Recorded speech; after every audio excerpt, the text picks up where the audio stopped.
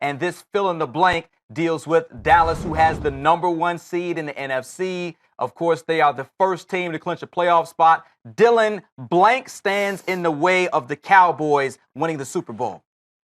I'll say the hype machine.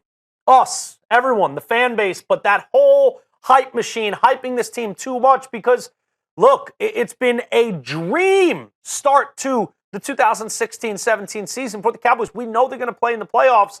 I think at a certain point with young players that have no idea what NFL postseason football is like, I think I don't expect them from what I've seen so far from Dak Prescott. So far, poised, so good. so humble, a guy that is a true leader and goes to work every day as though he's got something to prove still, even though they're the one team with a clinched playoff spot. I don't necessarily expect that, but if something's going to stand in their way, I think it will be them kind of feeling themselves a little bit too much. Get ready for the playoffs.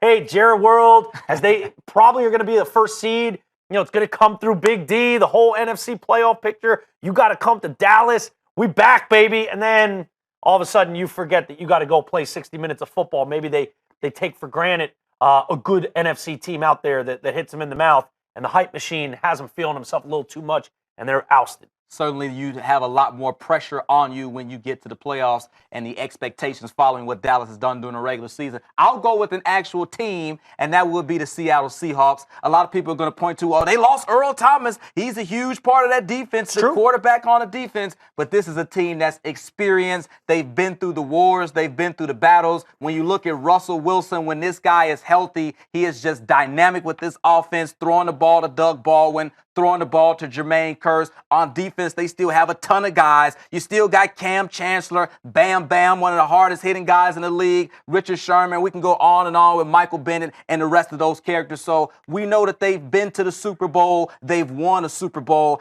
Dallas has yet to do that. And you mentioned those rookies. Experience versus inexperience, veterans versus rookies. You tend to side with the veterans in that sort of matchup. Without a doubt. If I was going to go team in this and not, an outside-of-the-box creative answer like the hype machine, I would have gone Seattle, even with the Earl Thomas injury, because of that experience, because they've been there and done that.